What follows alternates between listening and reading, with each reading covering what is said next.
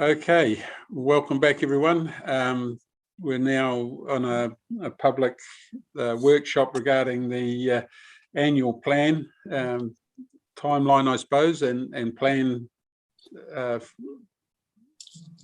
for the consultation and any possible changes. So, Gary, do you want to lead in, or is it going straight to Kirsty or straight to Haven?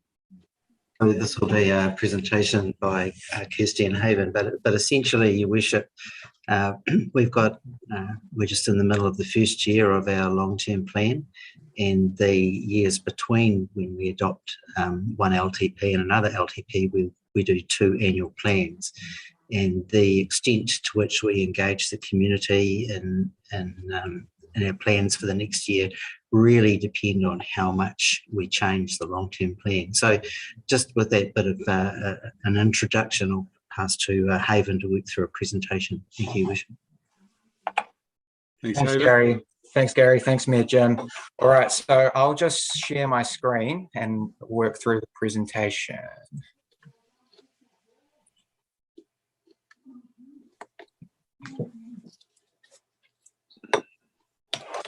You could let me know if you're seeing the right presentation up there on the screen. It looks like it. Cool.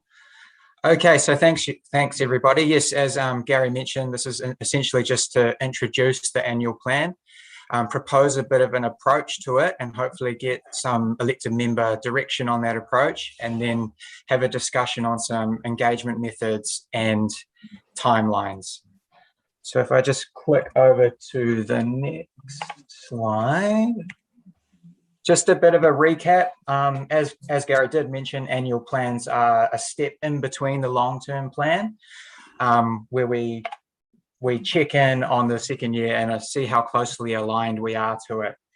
And if the change is not significant, then we can carry on with the long-term plan as already agreed with the community, and we wouldn't necessarily have to go through formal consultation, although we would obviously go through some sort of engagement process, and we'd have some checks against our significance and engagement policy during that, as well as discussing with elected members throughout the process. And yes, this is year 2 of the long-term plan cycle. So this next slide here just covers off what is in year 2, because everything that we prepare along the way will be compared back to this information. So we can see there we have a proposed rates increase of 4.4%. Then we have the rate increase limit, which is local government cost index plus 2% of 4.9%. We have our debt level going up to nearly 281 million. And we have a capital works program of 123 million in year 2.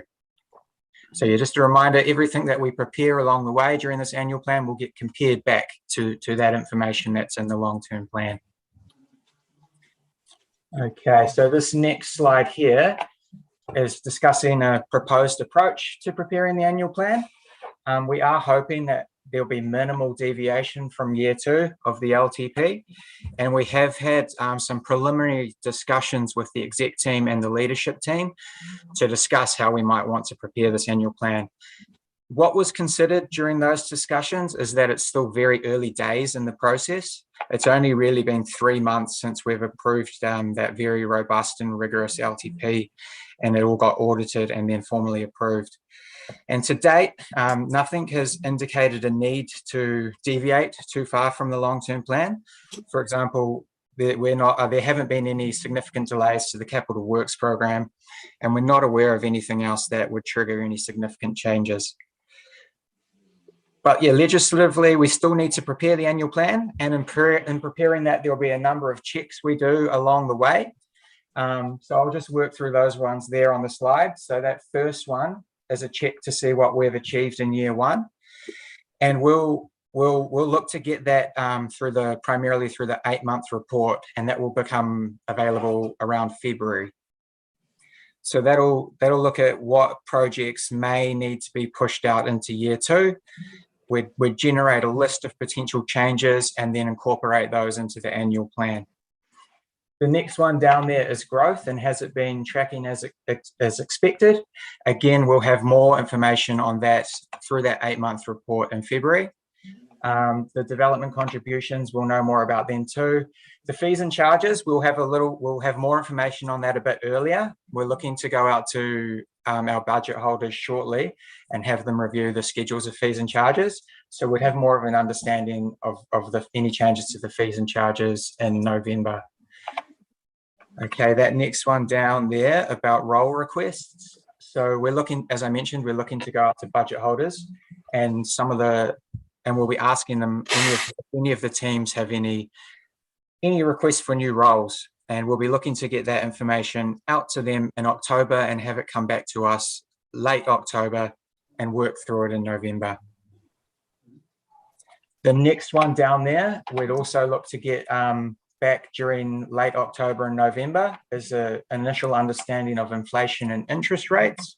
So the inflation will come to us from Burl, and the interest rates will get some information from Bancorp. Yeah, and so that last point there, essentially, we're not really looking for any new project requests in preparing the plan, with the exception there of the transportation activity. Because you'll recall during the LTP that there was that signalled Waka Kotahi funding reduction for transport. So we're going to work through the project changes that result from that, and we want to understand all those impacts by November. Hey, may I ask you a question? So, sure. Are you expecting nothing to come out of the Kihikihi Urban Development Plan? Because the community certainly have. Okay, I'm not. Maybe Kirsty can jump in there. Through the chair, Councillor Barnes. So, as you're aware, that plan has been developed and contains a number of projects and initiatives. We have engaged with managers across the organisation to determine timing for those. So they haven't been included in the current long-term plan. There are some that are already underway, and there are others that will be programmed through future annual plans and long-term plans. But as you know, that's only recently coming to an end and to be adopted by the council. So that has not yet been formally adopted. There will be a planned approach. We're looking at how we can have oversight as to the implementation of that, working closely with managers. And one of the proposals is that we coordinate that through the strategy team. Oh, great. Yeah, so that there will be processes moving forward for actioning those projects and initiatives. Thank you. Thank you, Kirsty. So, excuse me. So just through the chair and Haven. Sorry. Just while we're on the slide, Haven, you mentioned a couple of times that we've got an 8-month report to the end of February, and actually that is reported on obviously at the March meeting of Finance and Corporate. But I think it's also important to note that of course we will still obviously have our 4-month report, which is so the 4-month report is through to the end of October.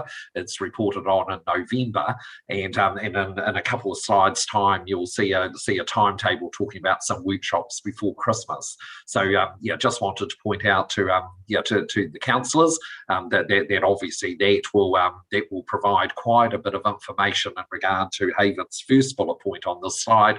What have we achieved in year one? Of course, we will have a really good preliminary view of that, and in fact a budget reforecast reported to you at the end of November, which fits quite nicely with this timing. And then of course we do exactly the same thing 4 months later, to the end of February. So I just think that's an important point to make. Thanks, Ken. Okay, so if we do just move on to that next slide there, talking about engagement opportunities. So as we've mentioned, overall, we're hopeful that there will be just minimal changes to the long-term plan, and that we might not be required to undertake a full consultation process. Considering we've just been through that rigorous LTP, it would have the additional benefit of reducing some pressure on staff, which would be great if we don't have to do the full formal consultation. And yeah, as I mentioned earlier, of course, this will still all need to be tested against our significance and engagement policy in due course, and tested with elected members as well. But regardless of what's triggered, annual plans are an important planning process for our community. And even if we do not have to fully consult, we would definitely look at what types of other engagement options are available. So just to highlight some of the benefits of some form of engagement on the annual plan, that would be to continue the momentum of the good LTP engagement. We did hear back from our community that they enjoyed getting face-to-face with some of our staff and elected members throughout certain parts of that process. It would also be a good opportunity to update the community on some key projects. So the community spatial plan, we've got the urban mobility program, and even possibly some of those impacts from central government reform. And the other thing that we could potentially engage on, or would be good to engage with, is our development community on things like the development contributions. So yeah, we're keen to have we will have these ongoing discussions with elected members throughout this project about how best to go out to our community. And by November, we will have a firmer understanding of the potential changes to the financial situation, as well as any issues that might need to be worked through. So keen to have more of a discussion about engagement methods then in November. And I guess that takes us over to our final slide, which is the potential timeframe, provided we have support for this approach. So yeah, we'd look to go out to our budget holders on the 1st of October, and then get that information back, process it into our financial system, understand our financial position, and workshop that with elected members in early December, and have that initial discussion or that further discussion on engagement. Then we would have a second workshop if needed after the first one. And then we've got down here at the bottom the formal report coming on the 21st of December. However, I just highlight that I've become aware today that meeting, it doesn't look like it is happening. I understand the SPMP is being tied up with or joined to council in December. So we might have to have a bit of a rejig of those timeframes to see when's best to come back to get your formal decision on engagement in December. So yeah, that's essentially an introduction and a proposed approach to the annual plan. So at this stage, I'm keen to open it up for any kind of discussion. Thanks, Haven. So any comments or questions that anyone has? It seems logical to me, but Jim, I've got just a comment actually. Like I was thinking about projects in year one not getting underway early enough, and so having to rejig them. Like, I'm conscious of the fact that asset sales are quite a big, precursor to a lot of the projects, and I just wonder, managing that really, like, it's not going to be a very good look if, oh yes, we're going to do that in year one, but we haven't sold the assets yet, and oh, we're going to do that as well, but we haven't done that because we didn't get the funding from the asset sales, yeah. And then the second issue is about the Pirongia Cycleway, and pressure building that something's actually seen on the ground that it's progressing.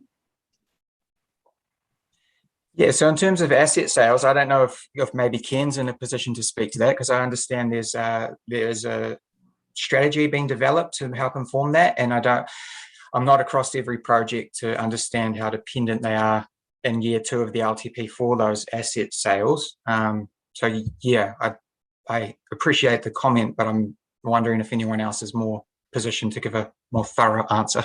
Mm-hmm.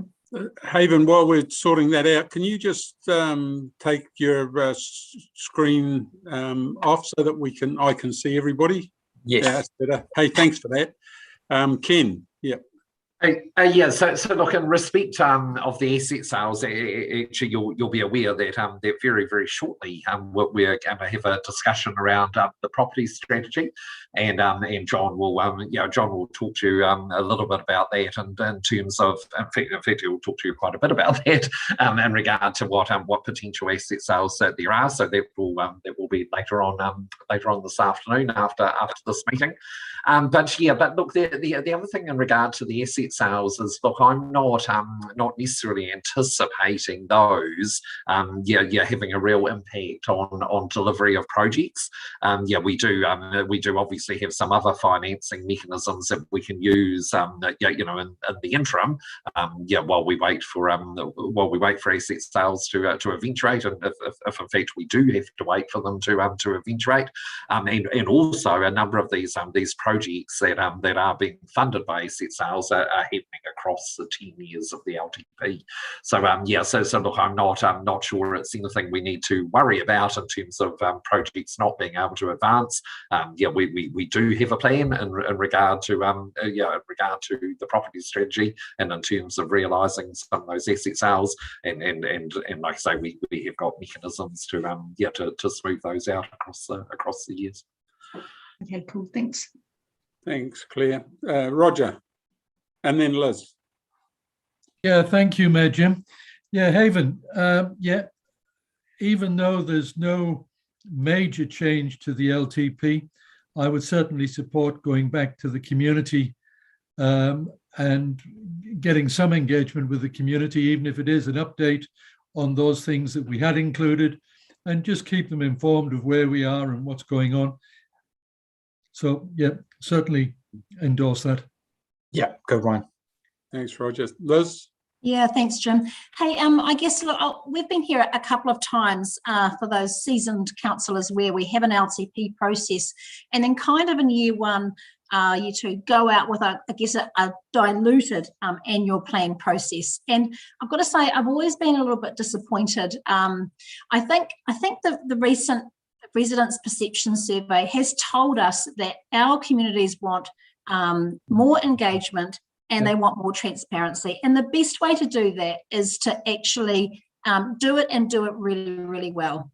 So the barbecues that we had for the LTP, where we went to, like for Cambridge, for example, to Kuutu, to Leamington Domain, to the Lions Market Day, I don't want a diluted engagement process. I want personally a normal annual plan process, and we're really engaged thoroughly. So I guess I'm kind of just challenging you, Haven, Kirsty, a little bit to say, hey, I know in past we and this is before your time, maybe we haven't gone out with a full hog, but I would really like to see us do this particularly well. So just my 5 cents. Thank you. And another go at the Good Union event. I thought that was a good idea. Didn't get quite the traction, but I thought as a concept and idea of engaging with the community, that was a good idea. I wondered if the words speed dating put some people off, Roger. When you look at the councillors, who would want to say, sorry? Ken. Yeah. So look through me, Jim. So in regard to what this proposition is about, it's certainly not reducing the level of engagement with the members of the public, and in fact, there's perhaps argument that actually the level of engagement with the public could actually be enhanced by us using alternative means of engagement such as the ones you've described, Councillor Stolwick, without having to do that, they're quite labour intensive, actual consultation following the requirements of the legislation. So in other words, we locked all of that in the LTP process, which only finished 3 months ago. Obviously, it would have finished a year ago at the time period we're talking about. But look, what we're wanting to do is to roll out some really quite cool engagement initiatives with the public, reporting on our progress against the LTP, checking in with exactly where the public are, but we're just talking about that not being in a formal consultation process, but using other tools. So look, I think the challenge for staff here is to come back to you, I believe, Haven, Haven, you were talking about December in that slide just a few moments ago. With what that engagement process could look like. If it's not following the normal format that we would do for an annual plan, and just being conscious as well that the legislation actually provides for this. The legislation does provide for where you've got an annual plan, and it doesn't depart significantly from the LTP. You don't need to go through the consultation process. As Haven pointed out, we still need to produce an annual plan, but we don't need to follow that legislative process. The legislation quite clearly provides for that for quite a good reason. Yeah, so Liz, I think you wanted to speak again, and look, we want to consult, but we don't want to create expectations of a lolly scramble, and that's the issue that I believe we need to try and avoid if we can. Liz, sorry, you were wanting to come back.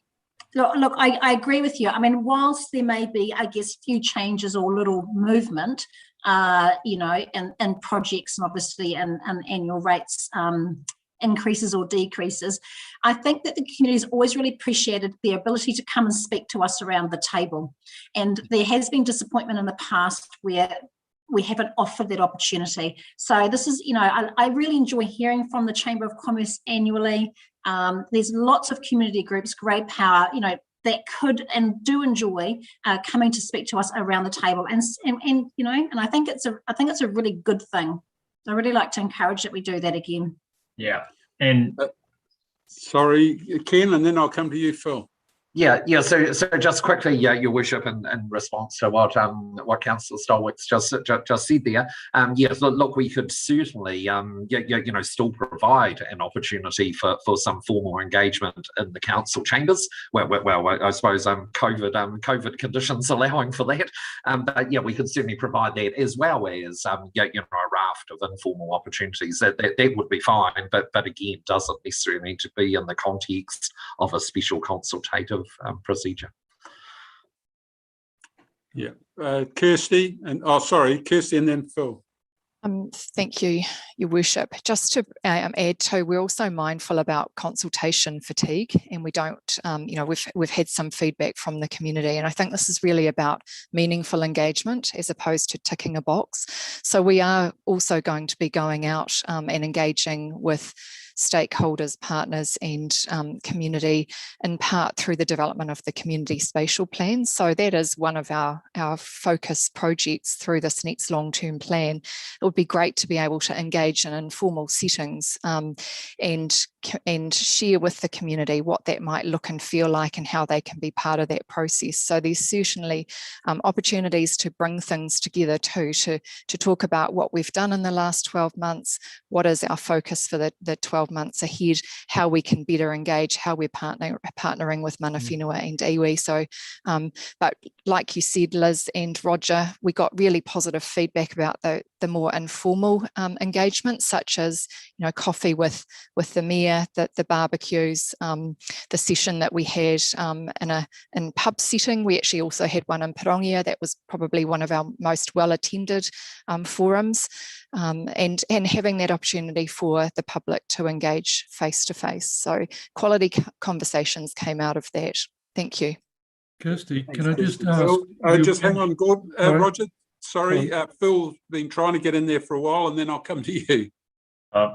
Thanks, Jim. It's a real balancing act, doing too much or too little, but there's certain members of our community or groups of our community that really do enjoy that one-on-one interaction. And the police did a really great thing a couple of years ago. They had a function, a morning tea function. I think it was Absolute Cafe, and it was various members of the police came along, all their different groups and departments, and had a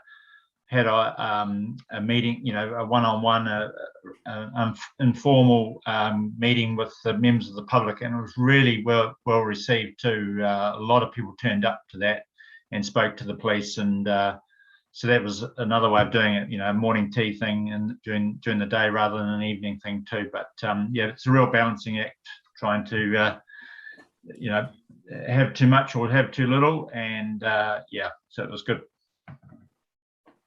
Thanks, Phil. Roger. Yeah, it's just, thanks, Jim. Just going back to Kirsty, when you mentioned that consultation overload, and we did get quite a bit of confusion, didn't we, in the kind of consultation exercises we did this last year. Can I ask, when we get the transportation strategy, will there be a consultation exercise once that goes public as well?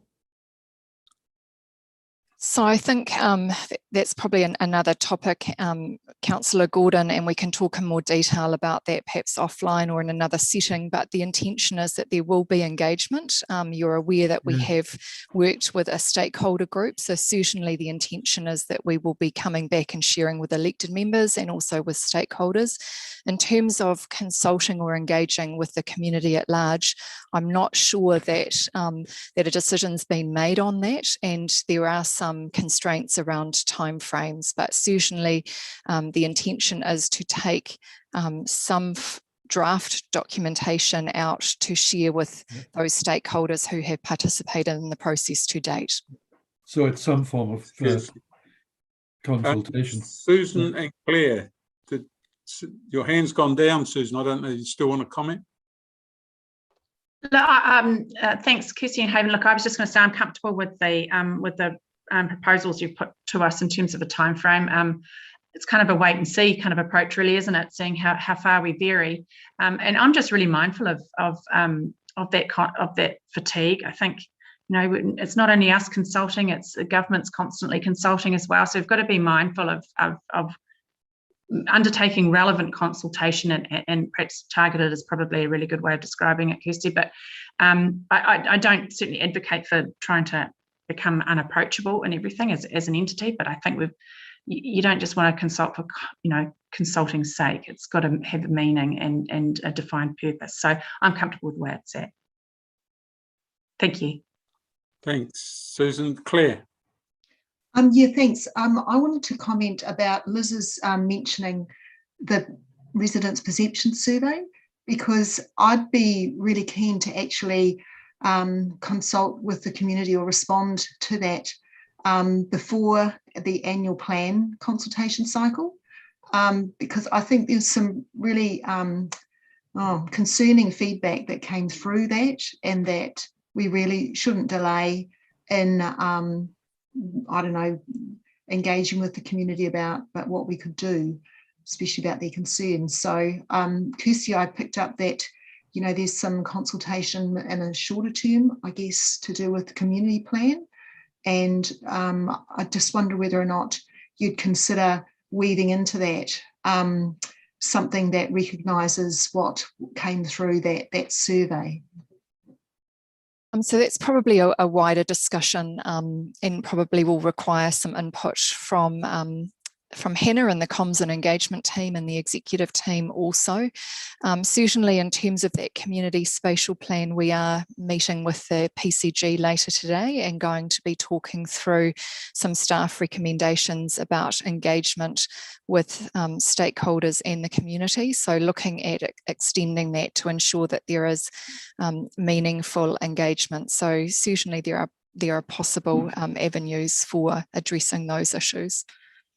Yeah. Thanks. And I'd also like to echo what Susan and others have said about to make sure that any consultation we do is meaningful and it doesn't contribute to that fatigue, because that was another concern I had in the back of my mind, that we do need to be consulting on something that's actually relevant and has some kind of urgency or importance to the community, rather than simply like putting on a barbecue. Even though I enjoyed the barbecues and I did enjoy the speed dating, and I did enjoy the pub visit. I don't get out that much, so it's really good.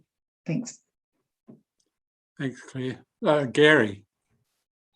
Yeah, so just picking up on Claire's point, I was going to suggest that one of the things that came through the public perception survey is that whole issue around financial management and value for money.